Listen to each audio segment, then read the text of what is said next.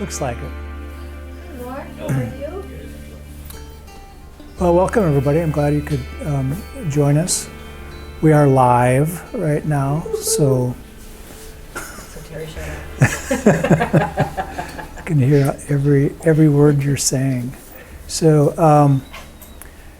I'm going to warm things up a little bit, which is kind of a pun because air conditioner is running. It'll cool down in here. But I'll do a little introduction, and we'll do about a 35-40 minute meditation with some guiding this evening, and then we'll see if there's any questions or time for discussion or sharing, that kind of thing. And anybody new here tonight? Oh, welcome. Okay. Are you new? I came one other time. Okay, so you're partially new. Okay.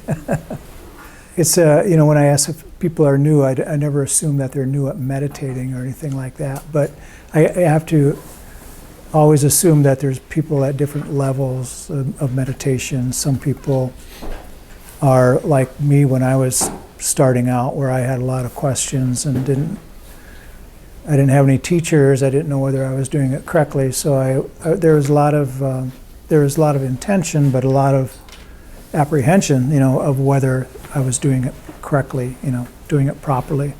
And so if there's any questions about, that tonight, we can certainly cover it later on, but also you can't make any mistakes in meditation. I'll guide you through, and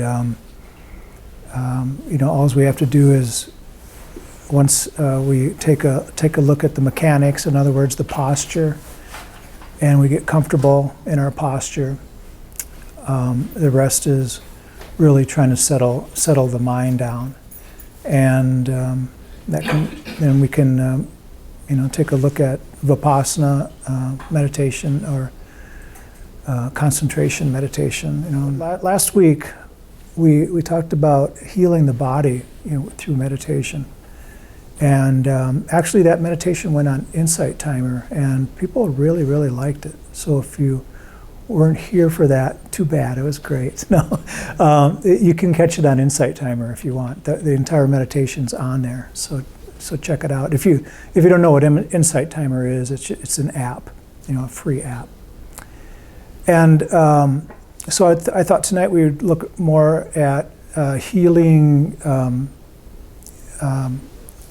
not so much the physicality, but the psychology, of the problems and the hindrances that we have, within the mind, in the area of thinking, and not only thinking, but how a lot of the difficulties that we've had in the past get repressed into our subconscious. And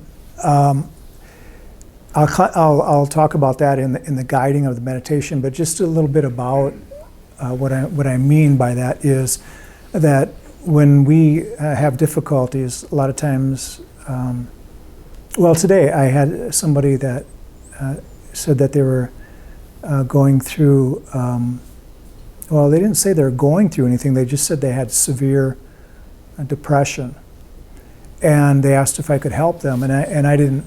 Sometimes I can, and sometimes I can't. But it all depends on whether that person knows the triggers and how long it's been happening, whether it's something that they've identified that has happened in the past. And so we kind of have to find what ails us mentally. I mean, it does help to find out what helps us mentally, so that we have something to work with. And that's true spiritually too, in our meditation, and how we can use our meditation for this. But we have to find what the difficulty is. And sometimes when a person, and this has possibly happened to you too, or somebody has walked up to you and say that they have depression and they don't know where it came from. And it's been there for a long time. They don't know how to work with it or what to do with it. And it's like they're stuck. And if somebody is working with somebody like that, it feels like they're stuck too because there's nothing to work with. And so you have to find, it helps to find what is the situation is. And sometimes what I'll suggest people do is meditate, and then after they get done meditating, journal a little bit and see if that anything came up, see if there's any triggers, anything that might kind of give pointers to why this depression or whatever we're working with is there, whatever the hindrance might be.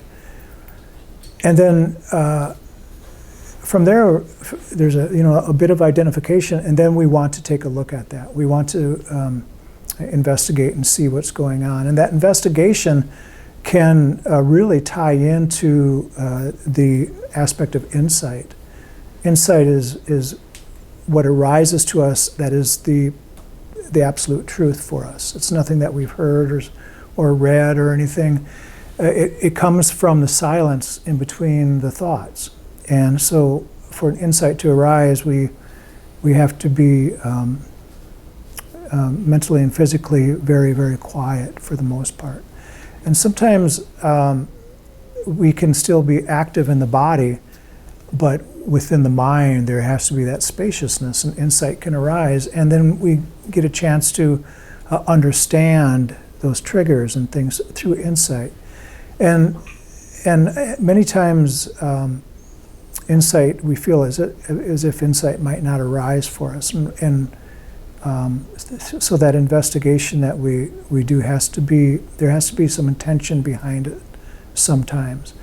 But it's a clear look, and we're looking for the truth and why these things are there, whatever we might be working with, in the area of these hindrances, these problems, these difficulties that we have. Once we find it, and once we get a chance to investigate it, and then we really have to nurture, what is happening, and that nurturing is both for us and for the other.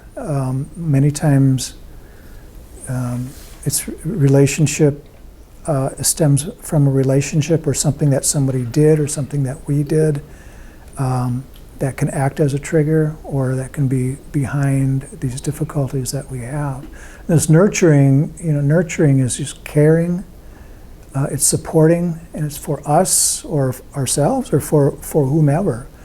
And there has to be a lot of forgiveness if that's what it takes, because forgiveness is really forgiving ourselves for the most part. The only body that gets hurt when there's any kind of grudges or the opposite of forgiveness is us. And so forgiveness is very, very healing. And so within that nurturing, there becomes a lot of support, a lot of clarity, and mostly love. And then from there we can learn to accept what happened, and after that acceptance is seen for what it is, everything is seen for what it is, and then we can finally let it go. And that's really about the only way, I'm sure it's not the only way, but as far as my view and my personal look at the mental difficulties that we have, that's the only way that we can really heal. First by seeing and finding these things, then investigating, and then nurturing, and then through the the understanding of acceptance, and then through letting it go. And for people that might be newer to meditation, I'll give a few pointers to start off with about what you can kind of look at and what you might experience, what we can use to stop the mind from wandering. And for the most part, we want to be very, very present. We want to rest in this presence. And many of us are very good at that. Many of you have been coming here for a long, long time. You close your eyes, and the body doesn't get tired because it knows that this is not sleep. It knows what the intention is, and then you can fall into that presence, and you have a wonderful meditation. And that's what I wish for everybody, all the time, But if it doesn't happen, we don't want to beat ourselves up. It's not going to happen every time. So. Okay, any questions from anybody? Do you ever, it's been happening to me lately because I've been meditating a lot. So now it's time to go to bed, right? And I close my eyes. And, like you said, the body is like, oh, okay, well, are we meditating? What are we doing now? And, then I find my mind going off, like now I start chattering, And it's just been an interesting phenomenon. Yeah, I never meditate. In Thailand we had a practice where we would meditate lying down, and it wasn't really comfortable lying down. There was our head was supported, our shoulders, and then our lower back, or the yes, and then the heels of the feet. So it was kind of like you're laying there stiff like a board, and so there was no chance of falling asleep because of that.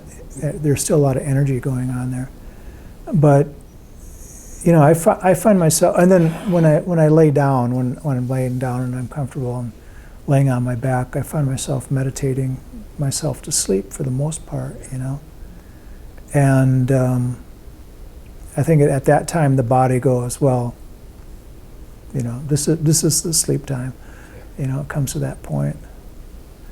But I used to teach a lot in yoga studios, and a lot of the yogis want to lay down. Savasana, is that?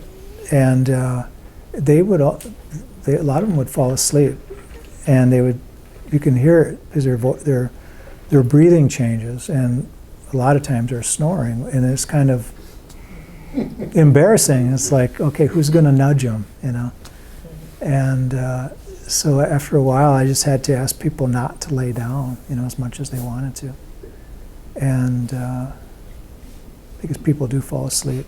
The body says it's time, But I'm a believer for myself anyway. I don't rest my back against anything, and I try to do something to keep the energy going, and that's sitting on a cushion, the fairly straight back. And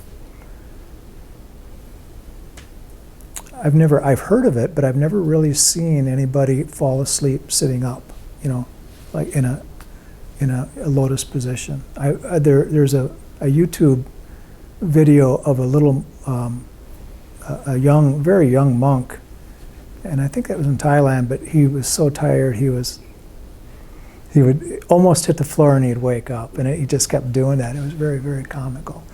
But. Oh, I was going to say that when I first started coming here, like a couple of years ago, I was kind of a little depressed, unhappy with my life the way it was. And then here I look 2 years forward, my life hasn't changed at all, other than I'm not unhappy now. Yeah. So amazing. So the outside doesn't have to change. Yeah, my life is exactly the same as it was 2 years ago. Nothing has changed, but now I don't really feel depressed at all. I kind of accept the way things are. Yeah. Where before I didn't want to accept the way things are. Yeah.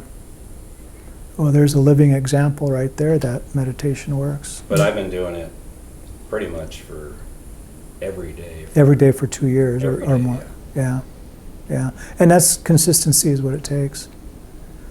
Yeah. Even, doing it every other day, it doesn't work nearly as well as doing it every day for, at least 20, even 20 minutes, something like that. Yeah. That's good. Yeah, thanks for sharing that. A living example. Yeah. Living master.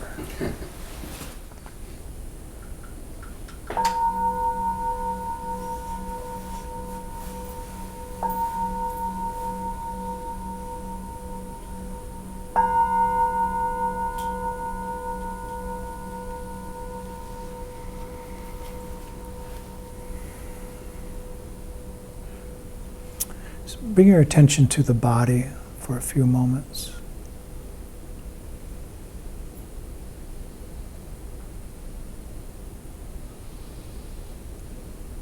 The body is what got you to this center, to this place of meditation. It drove your vehicle here or got you in the car to ride here.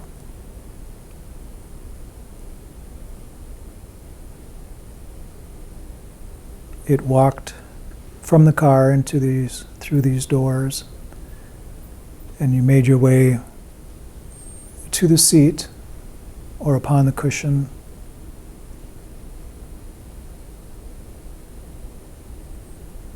You kind of took a look at things and made yourself comfortable, made the body comfortable as possible.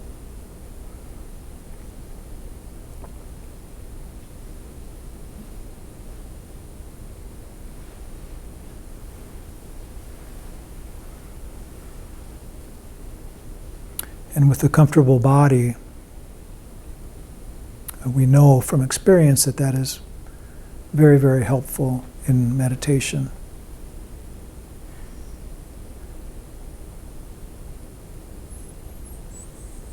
And basically what is happening, it's helping to prevent the mind from worrying about too many things.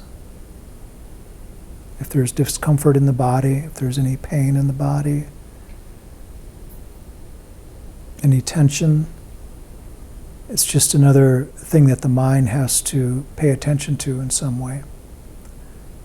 And it's very natural, very much a part of being human. Part of the mind's job is to pay attention to any kind of ailments in the body to help protect it, help it heal. Otherwise, we would cut ourselves or bump into something and not realize it. It'd be a very difficult life without that kind of awareness, this agreement between the body and mind.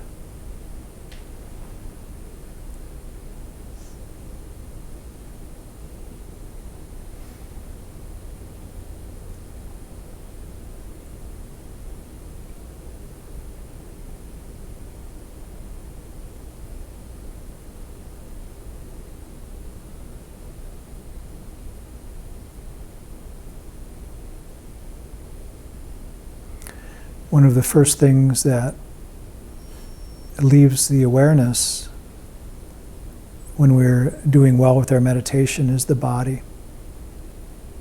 And so again, it's very helpful to have the body relaxed, comfortable, as well as we can. And then if we're consistent with our meditation practice, we become consistent with our posture and become second nature. We find our cushion, we sit down, and it's like we get right to work.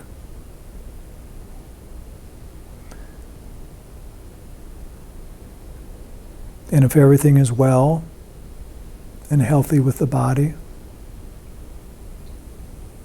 we realize when we go within that we're working with the mind more than anything else. Sometimes we're just trying to settle the mind down.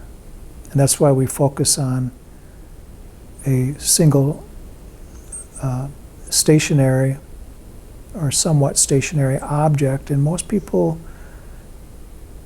will use the breath, focusing on the breath to bring themselves into the present moment.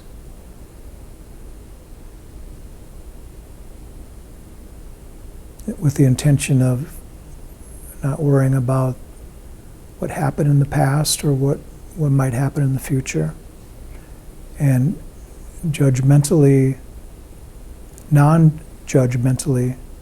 allowing the thoughts to arise into our awareness, then fall away again.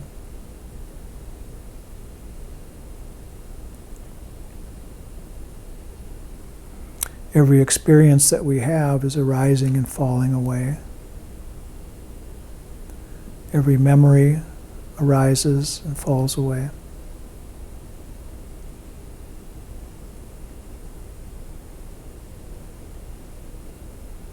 And so everything is very impermanent. It's questionable about how impermanent awareness is.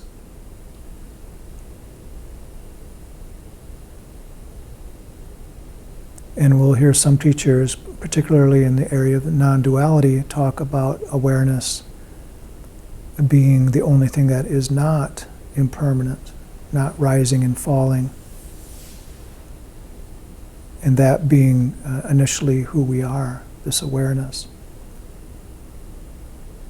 From the Buddhist point of view, this awareness rises and falls with each experience.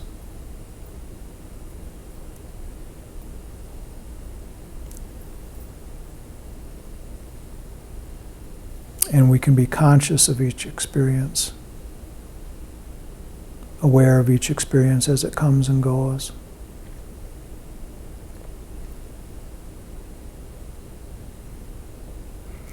And this is all a part of being human as well. The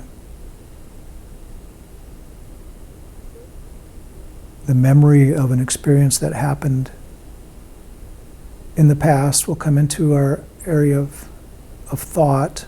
We'll think about it, and then it falls away. This is our activity of recall or a memory.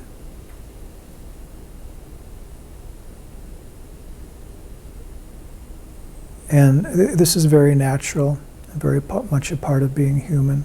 But sometimes these things get repressed into our mind and body. They become part of our subconscious, and they can serve us well, and they can also cause problems for us.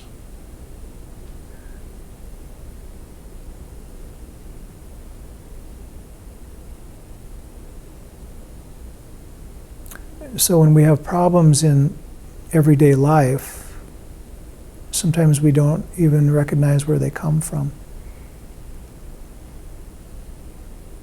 And meditation isn't a practice of going into the past to do any type of self-psychotherapy or anything like this. It's a practice of resting in the present moment,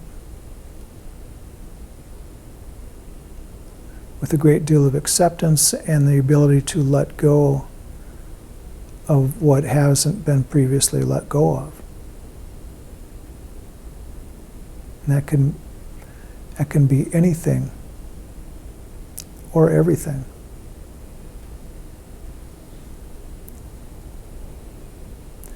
And in this letting go, we realize what our attachments are, the things that are sticky in our life that are causing us problems. And these are the things that arise into our awareness but don't fall away as easily as most things do.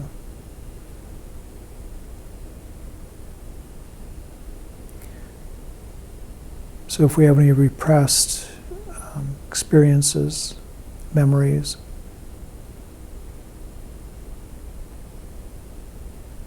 something that we aren't able to exactly understand,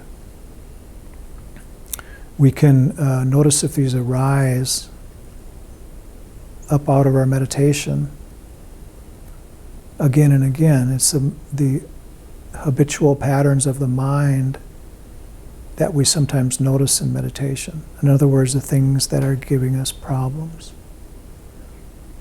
Sometimes they're very noticeable, and sometimes they're very difficult to spot. But inevitably, it's always the habitual patterns, sometimes seen and sometimes unseen, that give us the difficulties. Sometimes subconscious, sometimes conscious.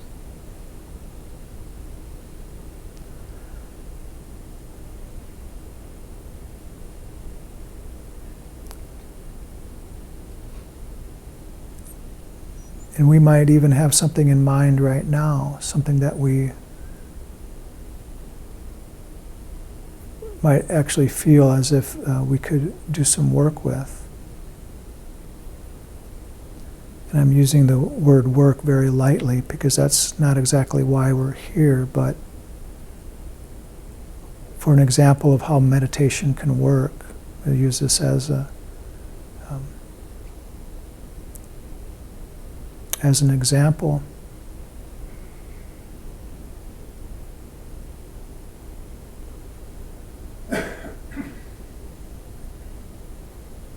That we find the problem, we locate it, able to see it.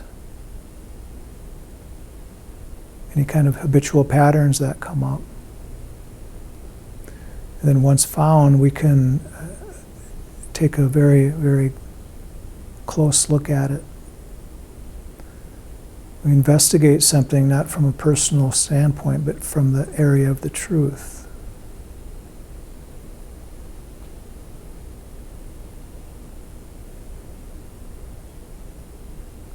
So with awareness, if we were to investigate something, we don't take a personal interest in it. We take a non-judgmental look at the way something is.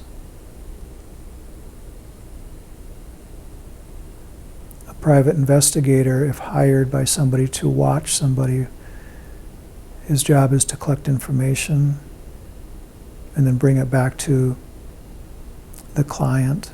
But if he would take a personal interest in the other party that he's investigating and trying to find out their activities, this would taint his opinion and the information that he could bring back to the client. It's the same way with the meditator or the person investigating. Just see it for the truth and hopefully see it through the light of insight in between the area of thought.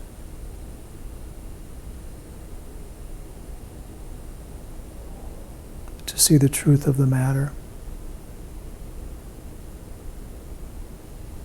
as insight is the truth.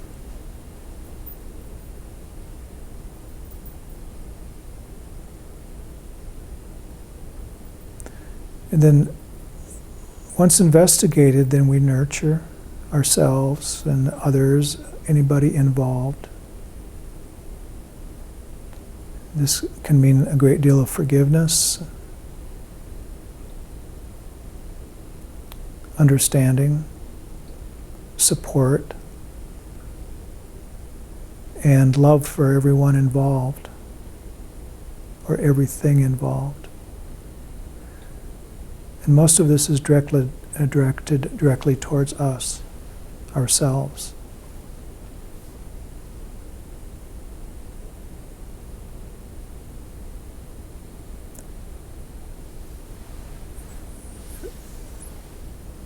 And once this nurturing is complete, then we can accept the consequences, accept what has happened. We can see it with a very clear mind, clearly understand it.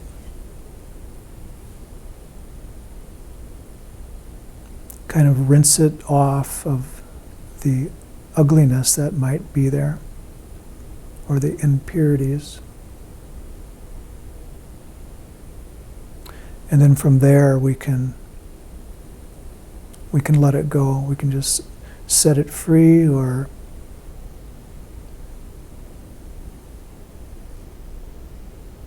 allow it to drift off into the river of life, if you will.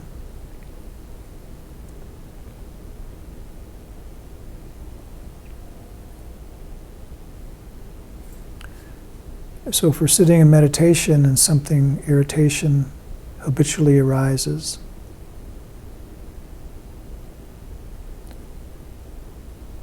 we find and see what that is. We know what we're working with.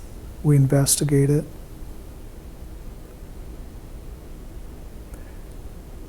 Through nurturing and acceptance and letting go, then we can heal.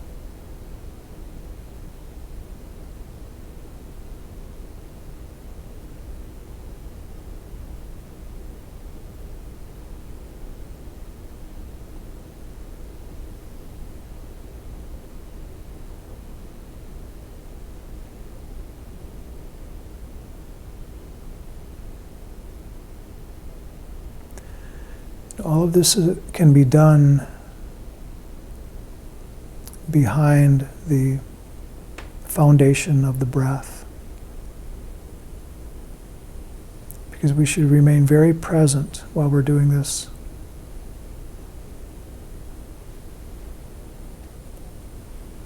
While we're doing the finding or seeing and investigating, nurturing,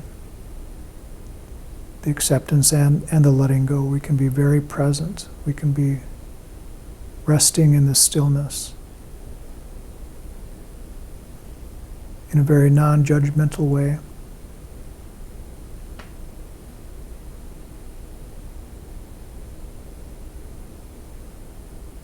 Very mindful with very clear intention.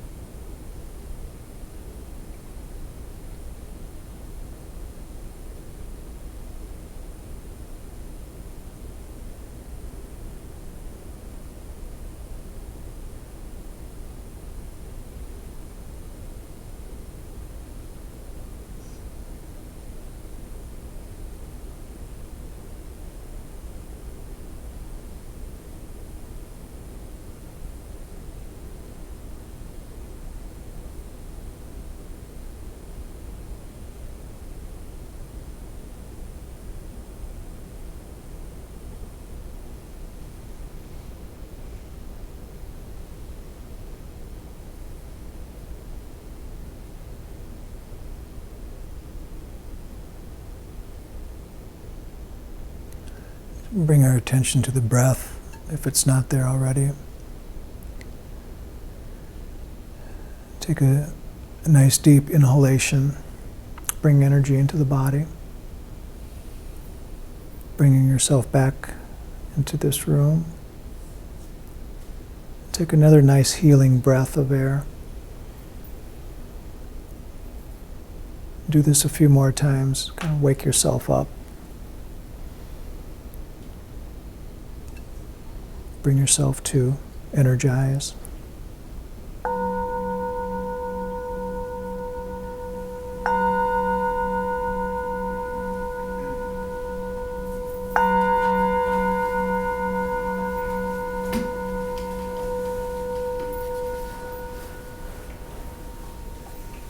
Thank you.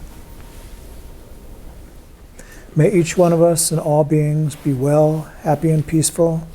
May no harm come to us. May no difficulties come to us. May we all meet with spiritual and worldly success. May we have the patience and the courage and the understanding to meet and overcome any problems or any difficulties that we might face in life. Thank you, everyone.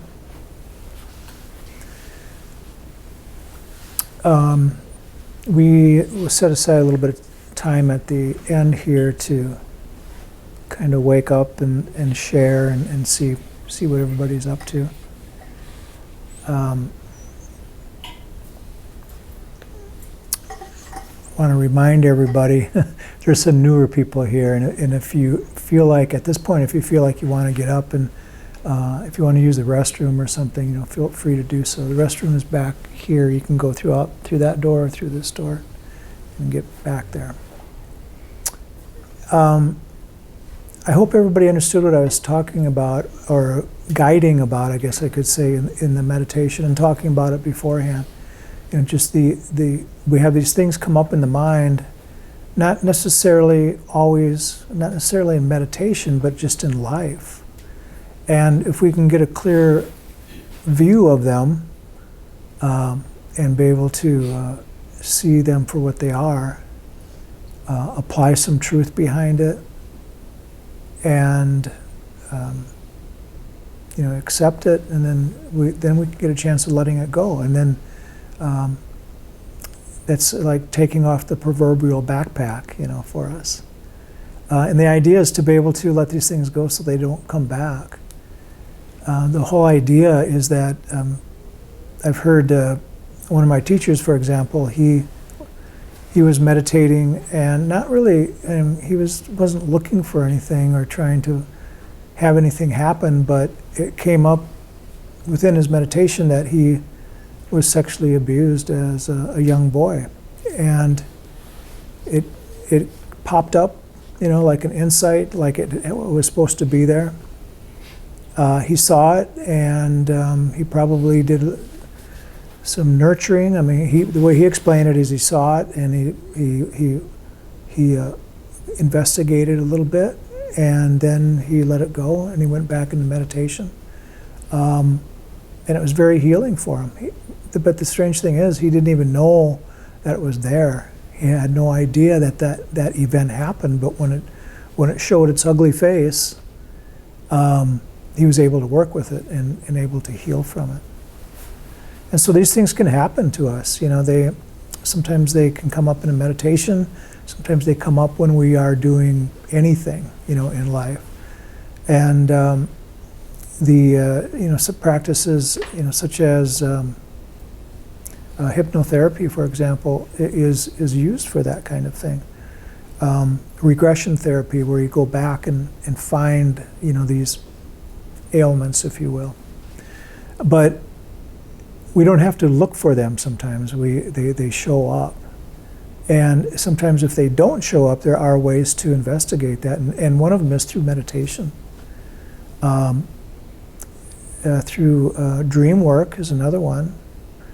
And being very, very aware and open to the possibility of these things coming up, and then having a chance to work with them. I hope everybody understands what I'm referring to.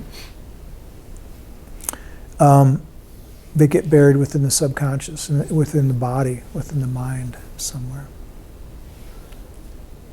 The Buddha was well aware of these things, and that's why he was such an advocate of meditation, that we get a chance to see for ourselves what is going on within us, and once we get an opportunity to see what is happening, if we can handle it from a very non-personal standpoint, like this is what happened, this is the fact, this is the truth, and then we can move on. Not that it happened to me or poor me or why did this have to be that way or anything like that. It's just seeing it and then going on from there. Not revisiting it, not coming back to it, unless, of course, it needs more work. But hopefully, just being able to let it go that one time, very intentionally. It's a very intentional practice. But most of our meditation practices aren't going to be to that extent. They're going to be just simply being able to focus on the breath or whatever we're using for our object, and then coming into this stillness, this presence, and resting in that, and understanding that this is our true nature. That's who we are, very calm, loving, peaceful beings, very still, understanding that we don't have to identify with the thinking mind all the time. And that's where the pleasantness comes from, in meditation, and that's the area that the pleasantness that the Buddha said that we should cultivate again and again. He briefly talked about, how we can become attached to meditation, not meditation itself, but different states of meditation. Particularly the blissful states of jhana. And the reason he talked about it being attached to, that pleasantness from meditation is just that we can get stuck in that and not go any deeper into the practice from that standpoint. So it's basically anything that is sticky in our lives, anything that gets sticky, we should notice and then be able to work with. These attachments are what get us hung up. From a deeper spiritual standpoint, these attachments are what will hang us up in samsara, which is this worldly life. It's the belief in Buddhism is that we go from life to life. If we get attached to something in this worldly realm, that attachment will be enough for us to come right back again and start this cycle of rebirth and live the life of the samsaric life again and again and again, like most of us, or probably all of us, have done many, many times.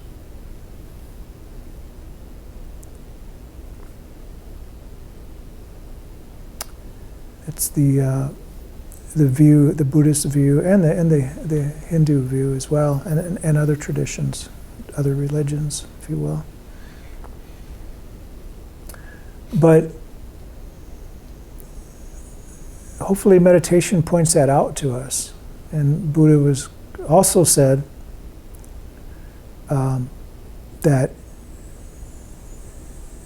if we would meditate daily and learn about ourselves, we wouldn't need all the Buddhist teachings. We wouldn't need all these what are called the three baskets, these in-depth books of scriptures and teachings from the Buddha.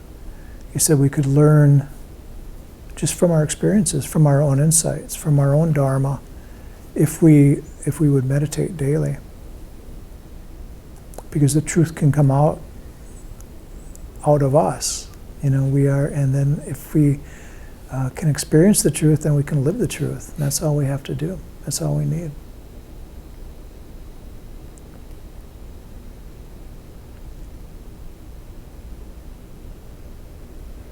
And that's why a lot of people really embrace Buddhism, because it's very simple. It's very, it's a very loving tradition. We take care of ourselves first, and it's understood that if we can't take care of ourselves, how are we going to take care of others? And that's why the loving kindness, the Loving Kindness Sutra and other practices of loving kindness are pointed at us, and there's an opening of the heart. And once we understand that and nurture ourselves, then we can love and nurture others. And what a world to live in, if that can be. And hopefully we're getting closer to that. So was he more about teaching people how to meditate, or was he more about teaching all the teachings along with it, or was he mostly just trying to get people to meditate? Well, I like to look at him as a meditation teacher, like the foremost meditation teacher. But in the written words, in the scriptures, most of them were written by recited by his assistant Ananda. There's very little instruction on meditation, but yet everybody was doing it. And I think my view on that is the reason that there weren't a lot of written instructions on meditation is because everybody knew how to do it. Like today, I don't know how many thousands of books there are on meditation. Joe just walked in and bought 2 of them when he came in. But there's the funny thing is that most meditators are book junkies too. They're avid readers. A lot of them, not all of them, but a lot of meditators love to read about meditation and that type of thing. And back when Buddha was teaching, there were no meditation books, but yet there were some pretty heavy-duty teachers out there, and they were teaching from their own experience.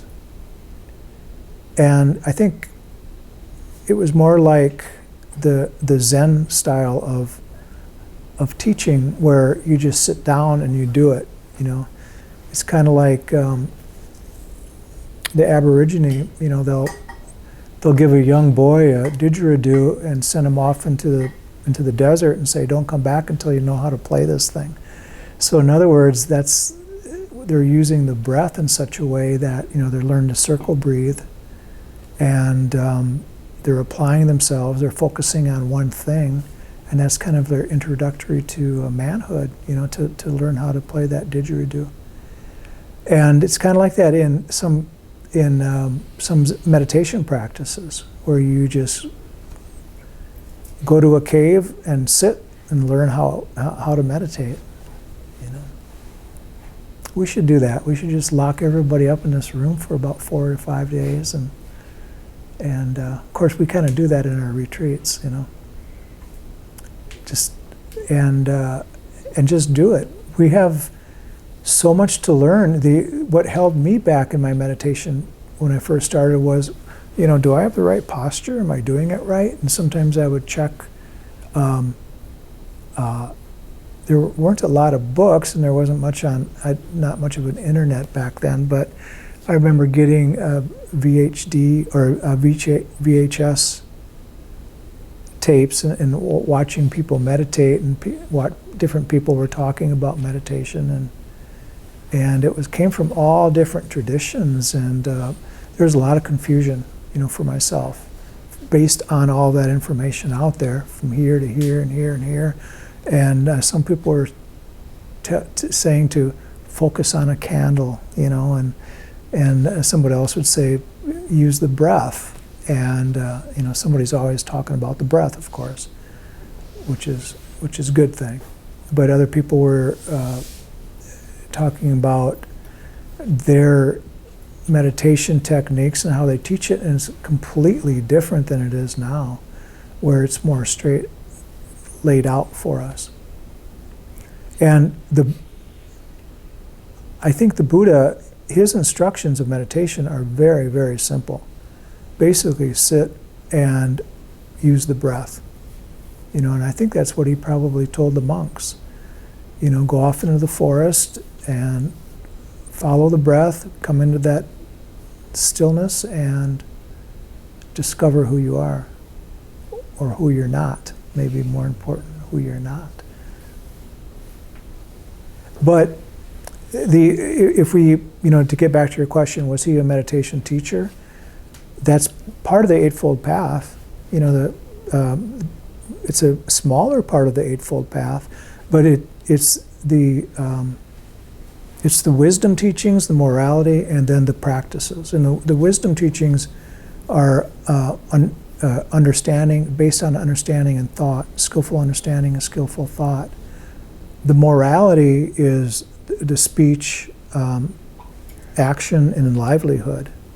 You know, those three teachings there. And then the practices, you know, the effort and mindfulness and concentration. Those are the three areas of Eightfold Path. So it's broken up, and that's basically how his teachings were. You know, the wisdom, morality, and practice. So as you did that, as you progressed through the years, and you've obviously had different teachers. Yeah. Were there just certain things that you were comfortable with one teacher that, and you could just add to something else you were comfortable with, and you kind of make your own process, or? Well, yeah, you know, like when a person teaches anything, they teach from the way they learned, you know? And my introduction to Buddhism, as far as a training went, teacher training through the Tibetan tradition, which is a lot different than the Theravada tradition. But it was some very, very heavy-duty teachings. It was really good stuff. There wasn't a lot about meditation, though, but more about Buddhism itself. And then I found a teacher in Thailand that was very basic. It was a lot about, the basic teachings of the elders, Theravada tradition, and a lot about meditation. His practice was more walking meditation than sitting meditation. So that was interesting. So at that time I was doing a lot of walking meditation. And which I really liked, because I like movement, I like hiking, but now it's mostly sitting. And then I had other teachers that were I had some very gifted, very, very fortunate. I had some very gifted teachers. And Matt Flickstein, we were talking about Matt the other day, and Bhante Gudurantana. And some of you have met Bhante Gudurantana when he was here. The writer of many great books, including Mindfulness in Plain English. So yeah, it's a conglomeration, I guess. But mostly what I'm teaching is through the Theravada tradition. The two primary Buddhist traditions are Theravada and Mahayana. Mahayana is usually looked at as Tibetan and Zen.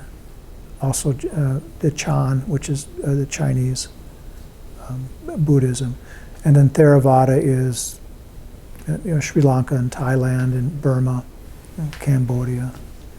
What's the actual difference between the two? Well, Mahayana have some added teachings that they consider them to be very sacred, and most of the teachings, or all of the teachings from the Theravada tradition, come from the basic teachings. The Theravada means teachings of the elders, and so those are the very first teachings. So if somebody's teaching from the Theravada Buddhist tradition, they're dipping into those teachings again and again. But a Mahayana teacher will use some of those, but then he'll also do a lot of teachings from other supposedly enlightened masters that are from that tradition. There's a whole list of them, especially in the Tibetan tradition. And the Tibetans, they borrowed a lot from their shamanic practices. Tibet is kind of an island in itself, and they stayed pretty sheltered, and they stayed with what I mean by shamanic is their native practices. And then, so Buddhism and Hinduism and these shamanic practices come together, and that's the Tibetan Buddhism. And Zen, that's Bodhidharma made his way to China from India and introduced Buddhism to the Chinese, and then it made its way over to Japan, and that's the Zen that we have, which is considered Mahayana too. One of the core differences is the Bodhisattva, the view of the Bodhisattva, which like the Dalai Lama, for example, he supposedly he is the I can't remember, 13th Dalai Lama? Something like that, yeah. And so he is reincarnated rather than rebirth. He had a reincarnation from the past Dalai Lamas. So he's the reincarnation of a Dalai Lama like 13 times. And so they make a vow to come back as a bodhisattva. They make a vow to come back into samsara and work with all the people until everybody becomes enlightened, and then they jump ship together, kind of like that. So earlier I said that any kind of attachment that we have in this world is enough to bring us back. After we die, we'll just come back again as another being.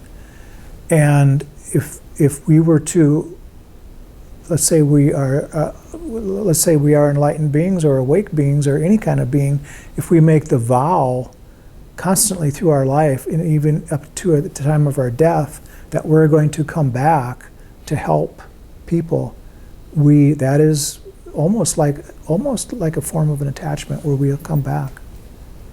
Because that's our intention. We die with that intention. Whatever our intention is, basically, we come back. So in many situations, you'll hear some spiritual masters, if you will, say that the most important moment in this entire life is that moment right before you die. How clear is the mind right there? And they'll say that all of this practices that we're doing, all of this is for that one moment. So it's something to think about. Okay, well, thank you so much, everybody. If you need anything, let me know. I'm here for you. And we will see you next week, if not before. Thank you.